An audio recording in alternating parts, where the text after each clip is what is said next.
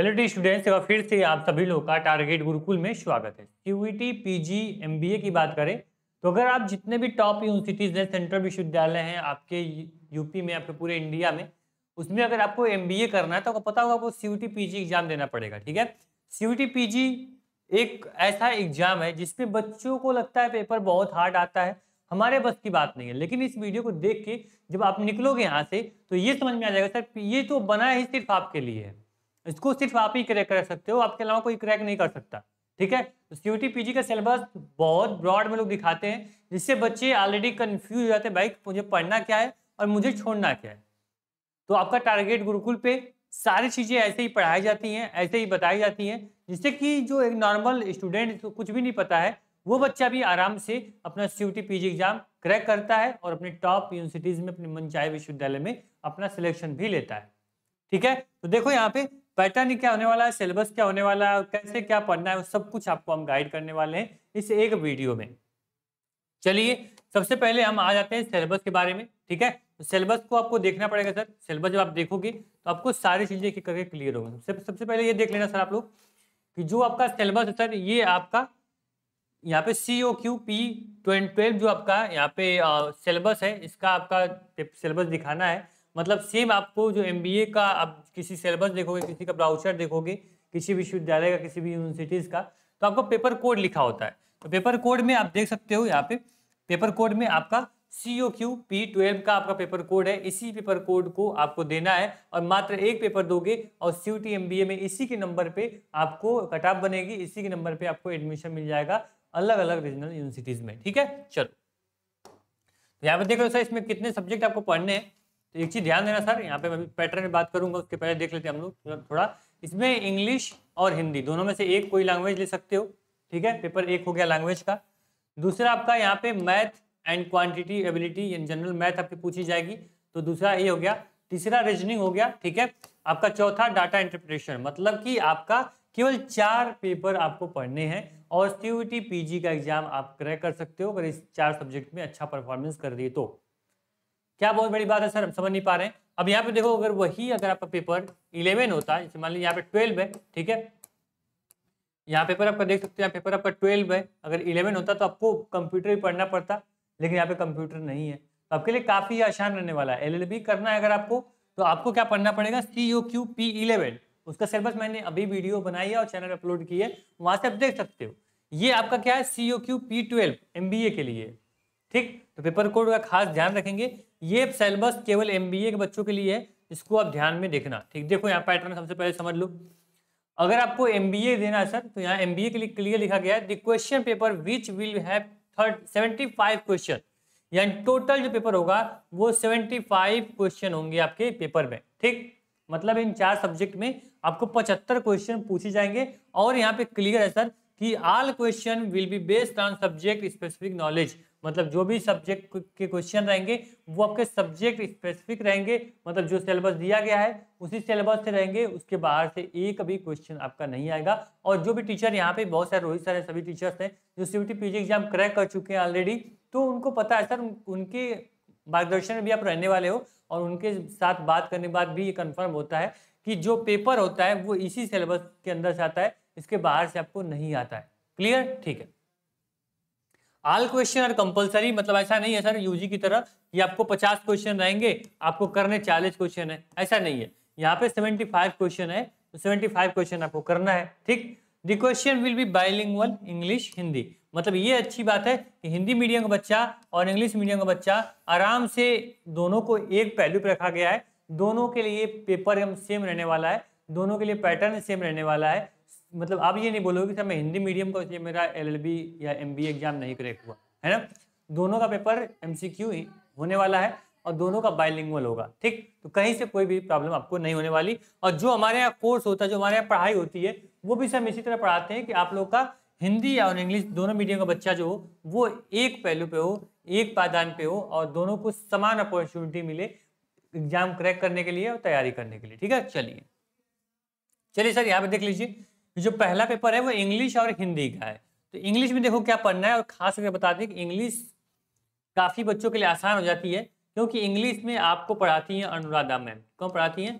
Anuradha ma'am आपको पढ़ाती हैं, जिसमें कि आपको एकदम आराम से इंग्लिश आपके लिए एकदम एक मजाक बन जाता है। ठीक है, जो भी क्वेश्चंस ये होते हैं ना, ये आपके लिए एक खिलौने हो जाते हैं, समझ रहे हो, एकदम आपके लिए एक पहेली हो जाएगी भाई कि आराम से मैं इस क्वेश्चन को देख रहा हूँ और उसका आंसर मैं कर दे रहा हूँ।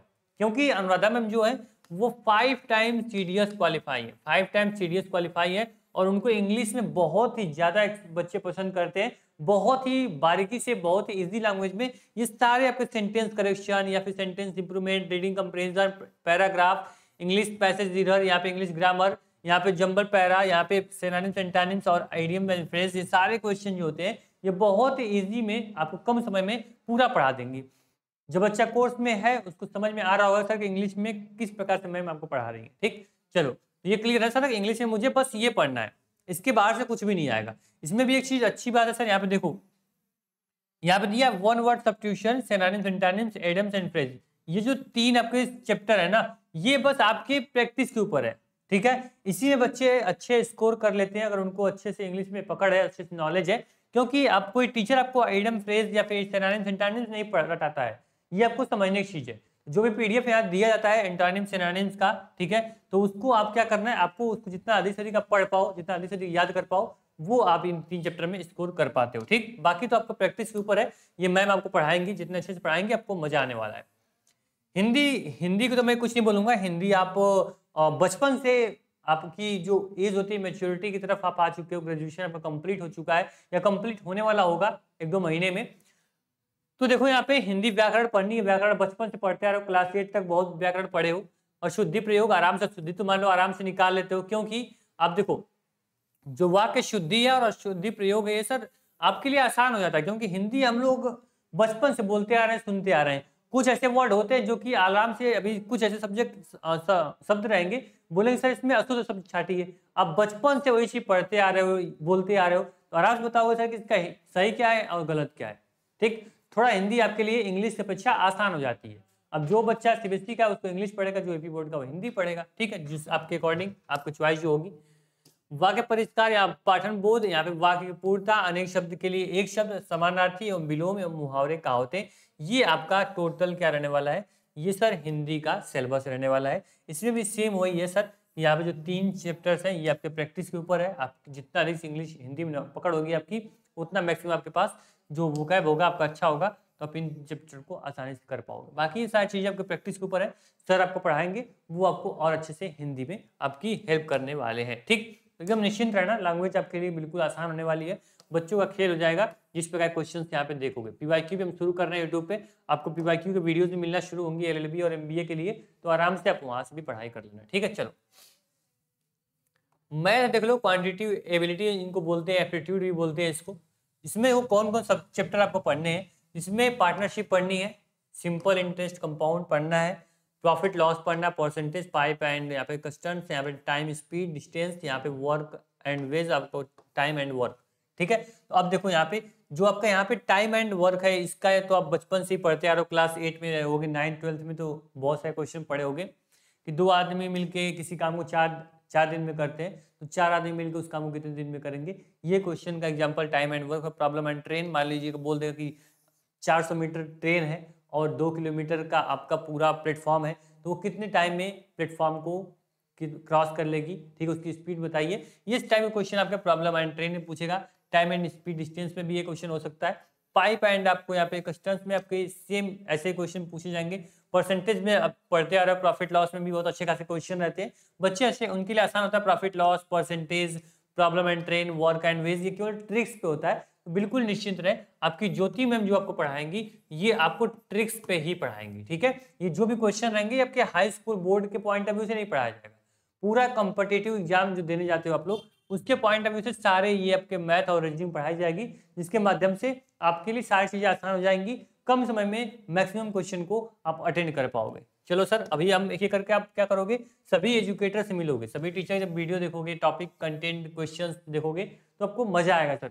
किसी प्लेटफॉर्म पे सीयूईटी के लिए इतनी बेस्ट टीम आपको नहीं मिलने वाली है। अभी जो भी टीचर्स हैं वो कहीं ना कहीं टॉप यूनिवर्सिटीज में अपने आप को प्रूव किए हैं, अपने आप को उस एग्जाम को क्रैक करके बीएचयू डीयू जेएनयू में अपना एडमिशन लेने के बाद आपको गाइड करने वाले। ठीक, चलो लॉजिकल रीजनिंग की बात करें सर, तो रीजनिंग तो काफी ज्यादा चैप्टर आपको देखने को मिल रहा है यहाँ पे, लेकिन कुछ भी नहीं है। जो भी ये रीजनिंग आप देख रहे हो ना, ये जो भी आप रीजनिंग यहाँ पे देख रहे हो सर, ये रीजनिंग आपके लिए बिल्कुल भी इंटरेस्टिंग सब्जेक्ट होने वाला है। ठीक, कहीं से कोई दिक्कत आपको नहीं होगी, पढ़ने में आपको मजा आएगा, क्योंकि इंग्लिश अभी तक मान लीजिए किसी कंपटीशन की तैयारी अगर नहीं कर रहे होगे आप, तो रीजनिंग आपके लिए नया होगा। अगर कर रहे हो तो रीजनिंग आप जानते हो कितना इंटरेस्टिंग सब्जेक्ट है। एक बार पढ़ते हो तो मन करता है बस सब कुछ छोड़ो, बस रीजनिंग ही पढ़ते हैं। और इसको भी आपको कौन पढ़ाने वाली है? इसको भी आपको ज्योति मैम ही पढ़ाने वाली है। ठीक है, चलो ये देखो यहाँ पे रैंकिंग टेस्ट, लाइनर, यहाँ पे अरेंजमेंट, यहाँ पे मैट्रिक्स, यहाँ पे सीक्वेंस, स्टेटमेंट्स, आर्गुमेंट, यहाँ पे केस एंड इफेक्ट्स आ जाएंगे, स्टेटमेंट्स एंड यहाँ पे आपको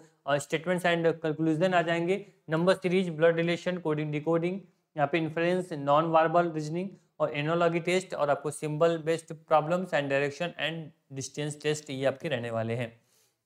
ठीक, तो ये आपका रीजनिंग का क्वेश्चन है। इसका क्वेश्चन की अगर बात करें किस टाइप का क्वेश्चन पूछा जाता है, तो अगर मान लीजिए इसमें आपको रैंकिंग टेस्ट की बात करें, नंबर सीरीज की बात करें, तो नंबर सीरीज में आपको लिख देगा सर कि 2 4 9 डॉट डॉट कर देगा, तो बोलेगा नेक्स्ट जो क्वेश्चन, नेक्स्ट जो आपका नंबर होगा ये कौन सा नंबर होने वाला है। ठीक, या फिर आपको यहाँ पे 10 दे देगा, आपका जो यहाँ 4 है इसको गायब कर देगा, बोले बताओ कि सेकंड नंबर पे कौन सा नंबर यहाँ पे आएगा। तो नंबर सीरीज के क्वेश्चन है, आराम से दोनों को कनेक्ट करोगे सर, ठीक है, तो आप आराम से इसको कर ले जाते हो। ये भी आपके प्रैक्टिस के ऊपर डिपेंड करता है। कोडिंग डिकोडिंग भी आपके लिए बिल्कुल आसान है, सेम इसी प्रकार से क्वेश्चन पूछे जाते हैं। ब्लड रिलेशन आराम से पूछे भाई शुभम की मम्मी की मौसी आपकी क्या लगेंगी, सब लोग जानते हैं बचपन से। हम लोग तो जो हाई स्कूल इंटर में थे तो भी ये क्वेश्चन पूछा करते थे दूसरे को, मतलब कंफ्यूज करने के लिए, है ना।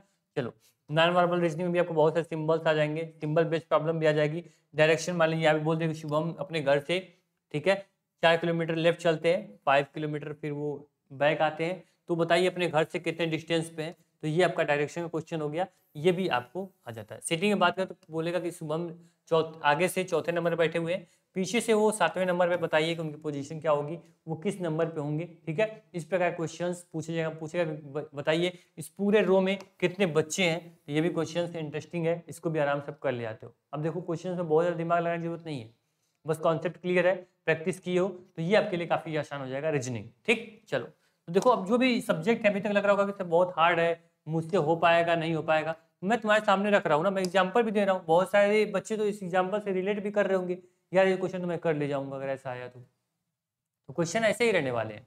बस ऐसा होता है किसी बच्चे का भाई कि डाटा इंटरप्रिटेशन बहुत खराब हो जाएगा, किसी का रीजनिंग अच्छा हो जाएगा, तो किसी का रीजनिंग खराब हो जाएगा, तो किसी की इंग्लिश हिंदी अच्छी हो जाएगी। लेकिन आपको अगर सिलेक्शन लेना है तो आपको सभी में इक्वल करना पड़ेगा, सभी सब्जेक्ट में आपकी अच्छी कमांड होनी चाहिए, सभी सब्जेक्ट में बेहतर परफॉर्मेंस करोगे तभी जाके सिलेक्शन ले पाओगे, क्योंकि कंपटीशन अच्छा खासा होता है सर।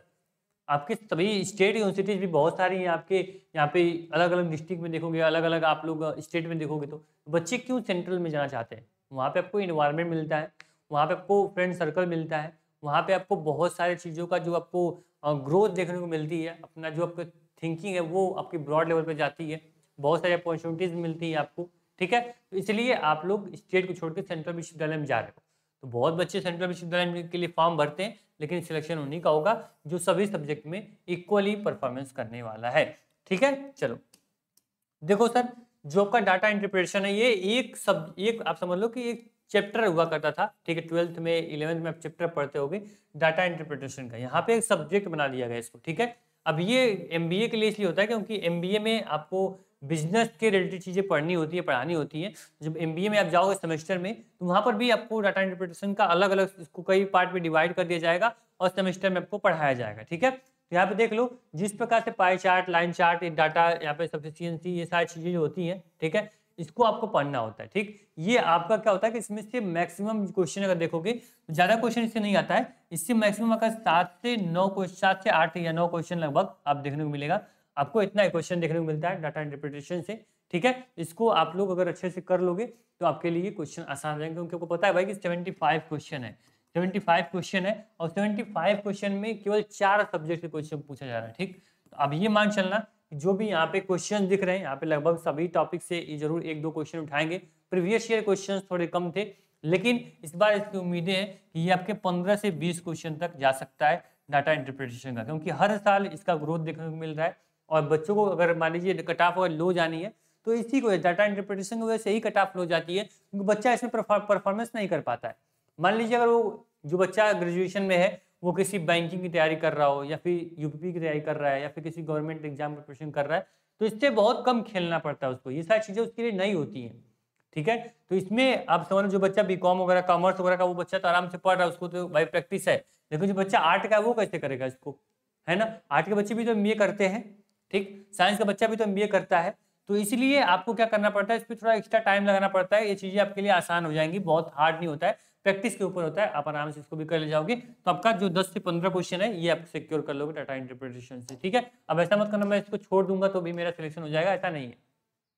ठीक है, मैं क्या बोला हूँ कि आपको सभी सब्जेक्ट में इक्वल परफॉर्मेंस करना पड़ेगा। किसी को भी छोड़ोगे, भाई मेरा मैथ स्ट्रांग है तो मैं रीजनिंग को थोड़ा कम टाइम दूंगा, तो नहीं होगा आपका। यहाँ तो मेरिट बन नहीं रही है, कट ऑफ बन रही है। ठीक है, इसी को बोलते हैं कंपटीशन। तो आपको क्या करना पड़ेगा, आपको यहाँ पे सर पढ़ाई करनी पड़ेगी। सब्जेक्ट आपको सर क्लियर हो चुका है कि आपको पढ़ना क्या है और कैसे पढ़ना है।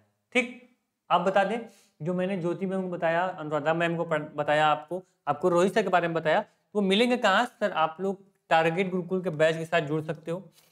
जिस प्रकार से मैंने सिलेबस में बताया कि बहुत आसान है, बिल्कुल सर, हम अपने टीचर के ऊपर बिलीव करते हैं, विश्वास करते हैं, हमारे कंटेंट के ऊपर पूरा भरोसा है कि आपके लिए आसान हो जाएगा इस सीयूटी एग्जाम क्रैक करना, है ना। जो भी यहाँ पे स्टूडेंट्स हैं जो ऑलरेडी डीयू में या फिर आपको जेएनयू में या फिर यहाँ पे बीएचयू में पढ़ रहे हैं, ठीक है, तो वो बच्चों से बात करने के बाद, कंटेंट को एनालिसिस करने के बाद ये बैच लॉन्च किया गया है।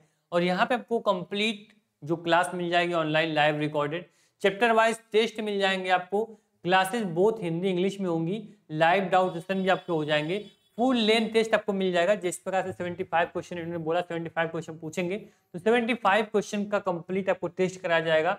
डेली प्रैक्टिस प्रॉब्लम आपको दी जाएगी, जिससे कि आपको कोई भी दिक्कत नहीं होगी। पर्सनल गाइडेंस तो आज हम दे रहे हैं, ठीक है, यूट्यूब पे। तो सोचो कोर्स में कितने अच्छे से बेहतर तरीके से आपको परफॉर्मेंस टीचर देने वाले हैं। ठीक है, तो हमारे एक्सपर्ट फैकल्टीज है सीयूटी के लिए, कहीं से कोई समस्या आपको नहीं होगी। बता दें कि अगर आप लोग अभी कोर्स में इनरोल करते हो तो गुरुकुल 20 कूपन कोड अप्लाई करोगे तो 20% ऑफ भी मिल जाएगा। इस वीडियो को यहाँ तक देख रहे हो उसके लिए आपको बहुत बहुत धन्यवाद। और इस हमारे जो रिटर्न है इस वीडियो को देखने का, वो आप 20% आपके साथ ले सकते हो। ठीक, जो कोर्स सर है ये आपका सीयूटी एग्जाम जब तक नहीं होगा तब तक ये कोर्स आपके साथ रहेगा। हमारे बैच का नाम है आरएम बैच, जो कि अभी बिल्कुल नया बैच लॉन्च हुआ है। ठीक है, और आपका जो बता दें, जो कोर्स होगा ये टारगेट गुरुकुल मोबाइल ऐप पे मिल जाएगा। मोबाइल ऐप की लिंक डिस्क्रिप्शन बॉक्स में होगी, या प्ले स्टोर से जाके डाउनलोड कर सकते हो और आराम से अपने सीयूटी जर्नी को एकदम आसान बनाइए। मैं बोल रहा हूँ ना, बिल्कुल डरने की जरूरत नहीं है। ठीक है, सीयूटी एग्जाम बहुत हार्ड नहीं है, लेकिन बच्चे उसको हार्ड बना देते हैं। सर बोलेंगे सर मुझे ये नहीं आ रहा तो मैं इसको छोड़ देता हूँ, फिर अलग सब्जेक्ट तैयारी करता हूँ, तो वहीं तुम गलती कर जाते हो, तो वहीं तुम्हारे लिए हार्ड हो जाता है।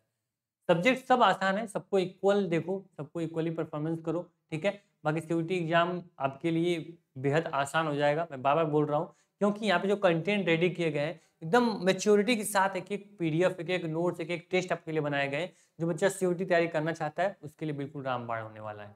ठीक है, थैंक यू सो मच। कोई भी समस्या होती है, दिक्कत होती है, तो आपको डिस्क्रिप्शन बॉक्स में हमारा व्हाट्सएप नंबर मिल जाएगा, व्हाट्सएप नंबर पे कांटेक्ट कर लीजिए, या फिर टारगेट गुरुकुल मोबाइल ऐप पे जब आप आएंगे नीचे हेल्प का सेक्शन दिया गया है, उसमें भी आप अपने सवाल को पूछ सकते हैं।